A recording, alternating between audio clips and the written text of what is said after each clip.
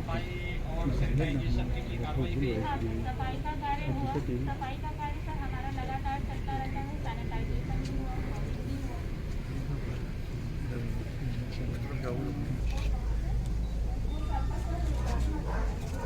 Antigen test आप यहाँ पे कब लेते हैं? गाँव में आके करते हैं या पीएससी में लोग करते हैं? यहाँ गाँव में क्यों नहीं आते? फर्स्ट वेव में भी लोगों का मानना था कि उत्तर प्रदेश में कोरोना पॉजिटिव जो केसेज होंगे पर डे अगस्त सितंबर में 1 लाख प्रतिदिन आने लग जाएंगे। जब सेकेंड वेव देश के अंदर अलग अलग राज्यों में कहीं मार्च में प्रारंभ हो चुकी थी, उत्तर प्रदेश में मध्य अप्रैल से इस सेकेंड वेव प्रारंभ हुई, तो उस समय सभी विशेषज्ञों ने कहना प्रारंभ कर दिया था कि उत्तर प्रदेश में इस सेकेंड वेव, इसकी विशाल आबादी को ध्यान में रखते हुए उन्होंने ये आशंका व्यक्त की थी कि 25 अप्रैल के बाद 1 लाख कोविड पॉजिटिव के केस प्रतिदिन उत्तर प्रदेश में आएंगे। लेकिन एक सामूहिक प्रयास जो हुआ, भारत सरकार, राज्य सरकार, जनप्रतिनिधि, प्रशासनिक तंत्र, हेल्थ वर्कर, कोरोना वॉरियर्स, स्वयंसेवी संगठन, जनता जनार्दन, सबके सहयोग से सेकेंड वेव को भी पूरी तरह नियंत्रित करने में हमें सफलता प्राप्त हुई। और उसमें खासतौर पर जो पीक था, वो पीक अब नियंत्रण में है। एक दिन में आने वाले केस आज 10,600, पूरे प्रदेश के अंदर 10,600 कोविड पॉजिटिव के केस आए।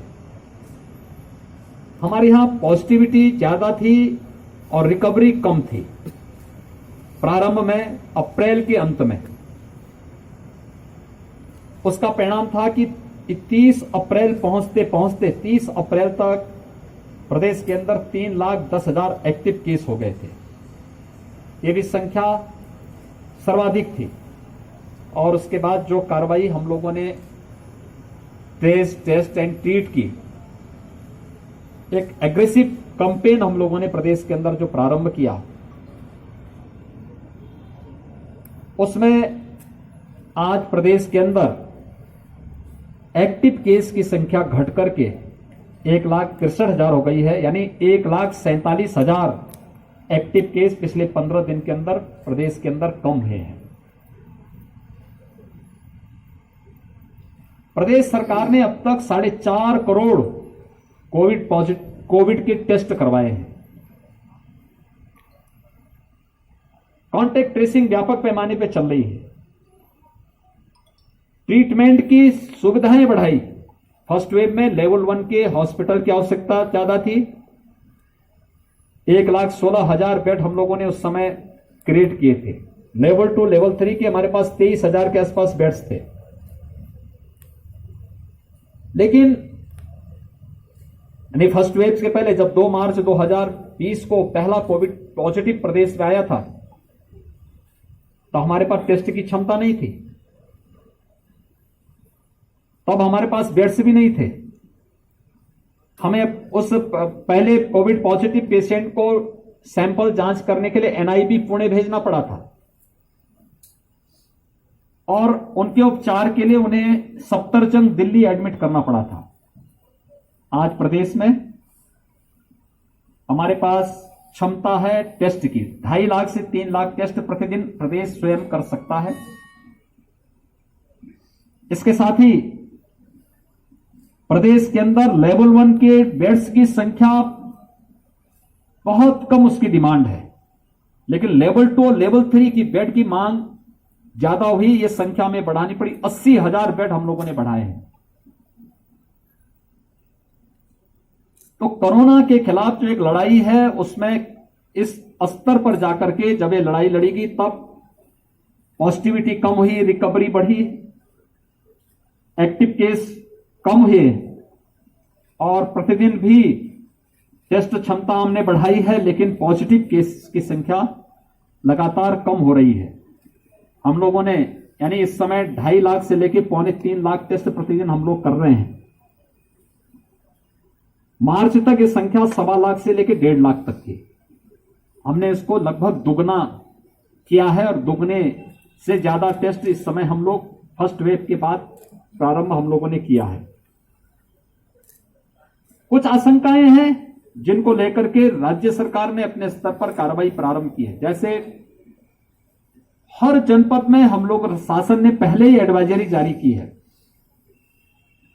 कि पोस्ट कोविड पेशेंट के लिए, यानी जो लोग कोविड से रिकवर कर चुके हैं लेकिन उसके बाद जो कॉम्प्लिकेशंस उनमें आ रहे हैं, इसके बारे में भी हमें कुछ कार्य योजना तैयार करके रखना चाहिए।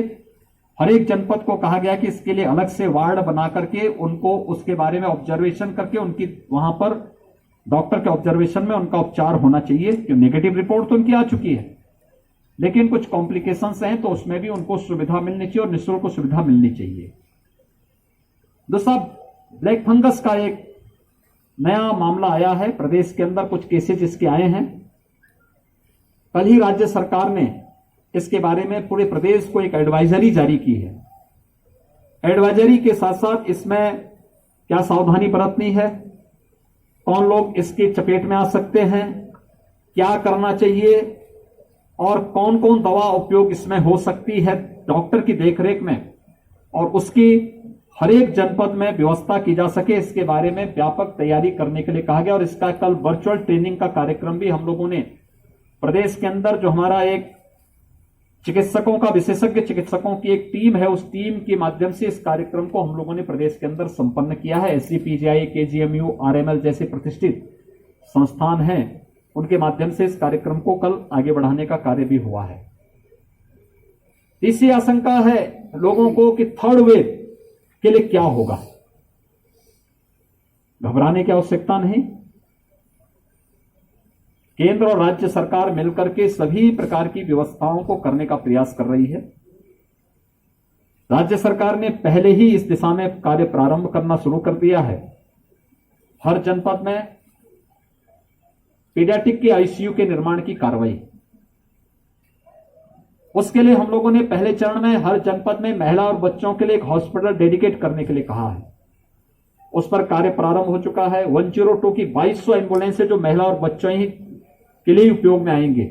गाजियाबाद की ताजा तरीन खबरों के लिए हमें सब्सक्राइब करें और हमारे बेल आइकन को प्रेस करना ना भूलें।